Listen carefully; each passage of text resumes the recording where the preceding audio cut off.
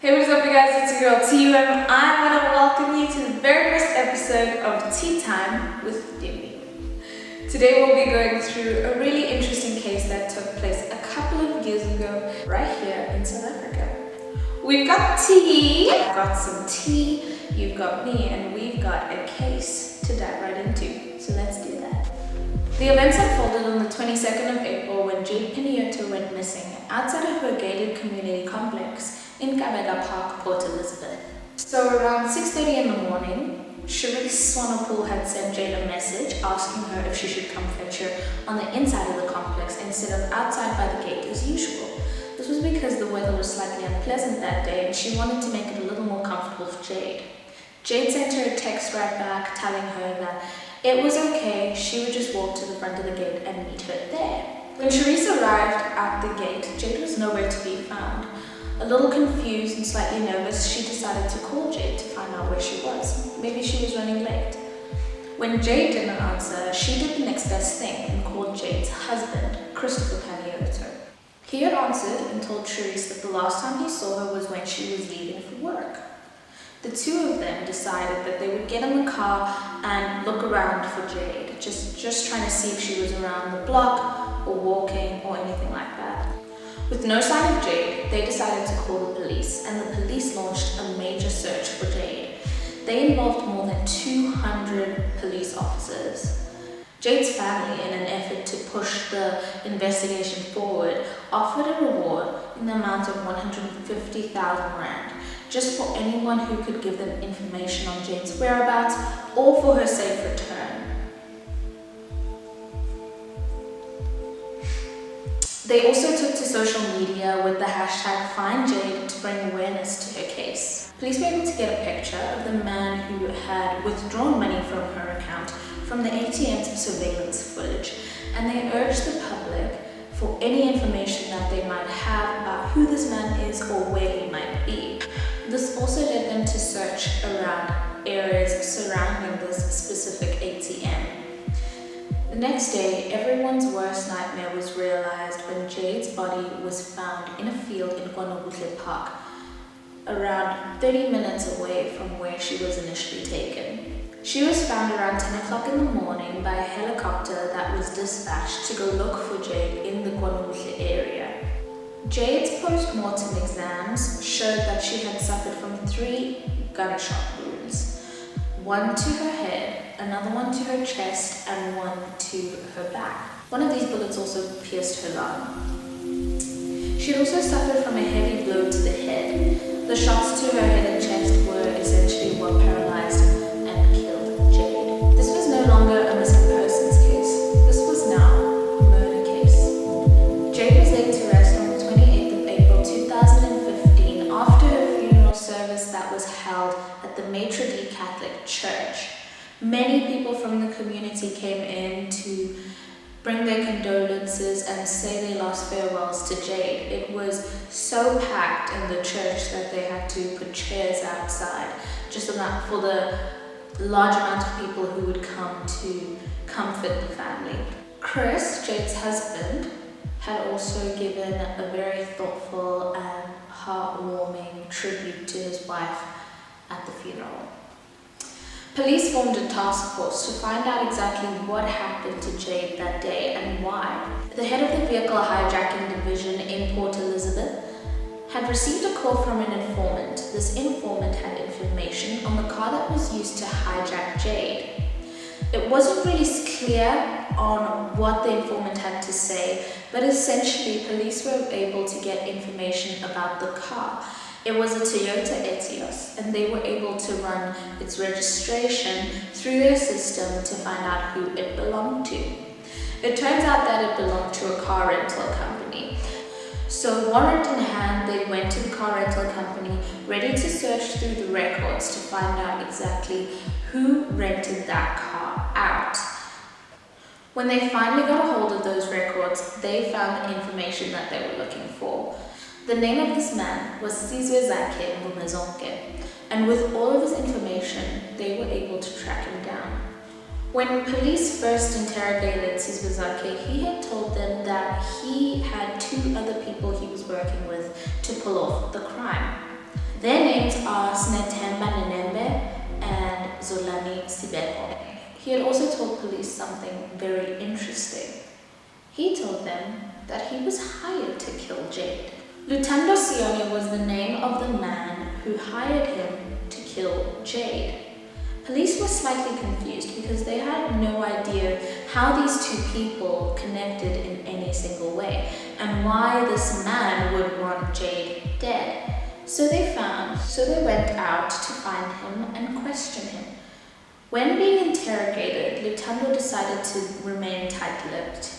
He did not want to give them any kind of information about the situation. He was not cooperating with police. So police decided they needed to take the next step. They decided to look into his past and where he worked. Lutando worked as a bouncer, and from most accounts I could see that he either owned a gym or worked at a gym. He had also worked as a bouncer at Christopher Panayiotou's club. And this information really made police perk up because things were starting to look a little interesting. Armed with this new information, police decided to go and interrogate him once again. And again, he was really not forthcoming with any information and remained tight-lipped. He did not want to cooperate. So police decided that they would grant him immunity. If he cooperated with the police and gave a full testimony of the account, he would receive immunity. This tactic worked for police. He agreed and decided to give police all the information he had. Lutando told police that Christopher had hired him to kill his wife. He was given 80,000 rand to secure a hitman. He was given 80,000 rand to secure a hitman who would complete the crime of kidnapping and killing Jayde. This information didn't come as a surprise to police. Remember, they were already suspicious of him once they learned that Lutando had worked for him at his club. However, to the rest of the public, this might have been a little shocking to hear at first. Jayde and Christopher really looked like a couple who was making a way for themselves. Jayde was a cheerful 28-year-old teacher who loved teaching her 7th grade class, and Christopher partially owned an OK grocer with some family members and his own club. And at Jayde's funeral, Christopher completely fulfilled the role of a grieving husband. So what went wrong? We don't really know what was happening behind closed doors. Look at some accounts from some of Jayde's close friends, like Sharice Swanepoel.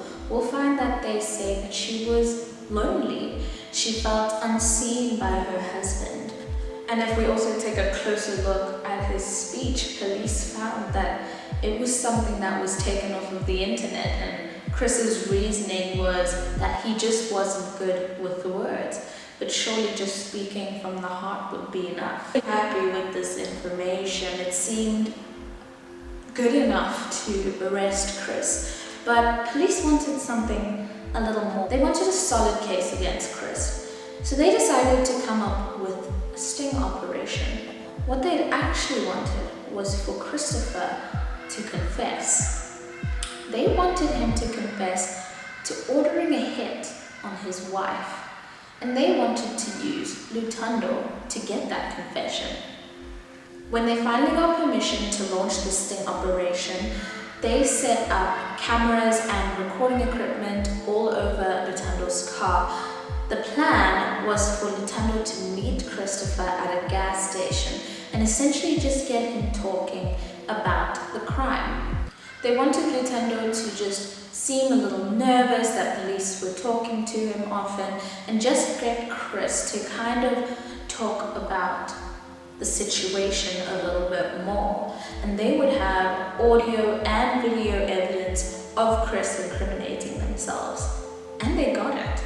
There's a whole 9-minute clip on YouTube that you can watch that I'll link down in the description, but I'm just going to show you a short clip from it. So like they were asking, and then in my mind, it came like you told me must we were gonna be investigated. Yes. Yeah, so I was ready for that. Yeah. But I was not ready. So why are you running away?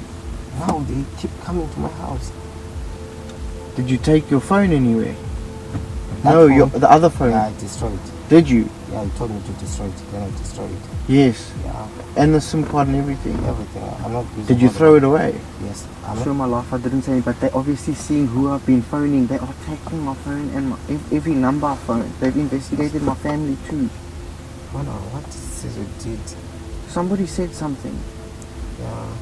Because it's like a murder thing now. It's not like a robbery or something. But that's what I said to you. It became a kidnapping and then a murder instead of just making it a robbery outside the house. Yeah. With all of police's evidence, they decided to arrest Chris and charge him.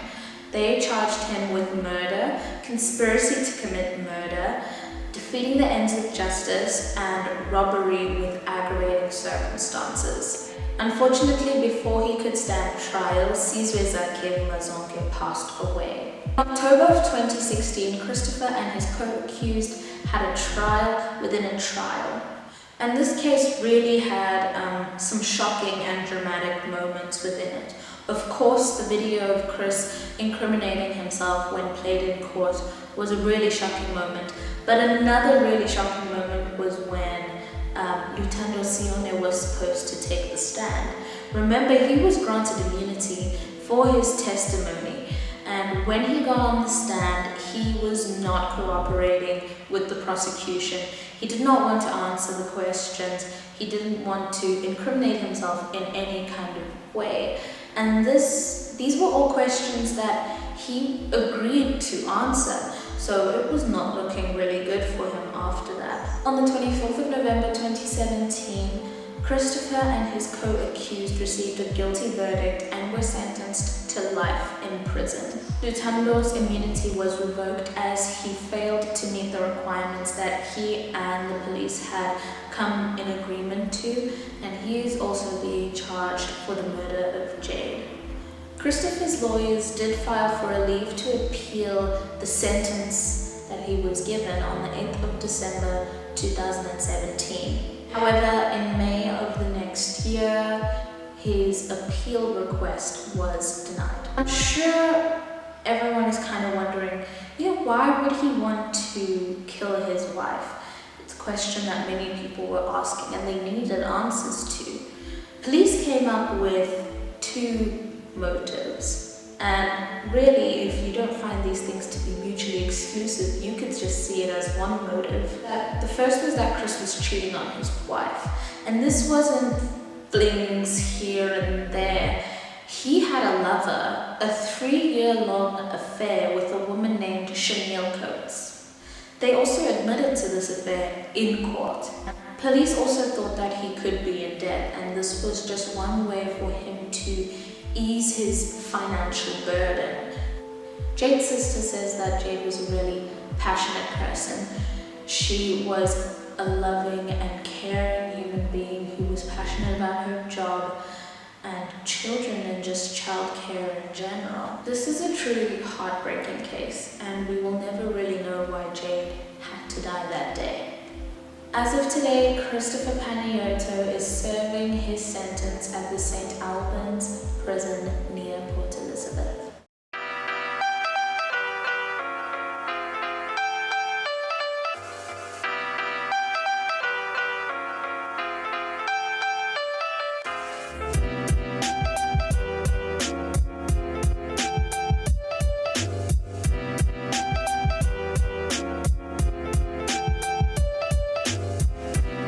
Today's tea was really, really good. It was a sweet tea, but it's actually really refreshing. It's not overly sweet, and you can taste the sort of fruitiness that they're trying to give off. So I give this 4 out of 5, I think. Yeah, I would pour a little honey in here next time, just to get a rounded flavor of the tea. But other than that, it's really good tea. So guys, I hope you enjoyed today's video. Leave a comment down below about today's case and hit that like button if you enjoyed it. Don't forget to follow me on Instagram and subscribe to my channel. Put on your notification bells to get a reminder each time I upload a video. But for now, I'm your girl T, and bye.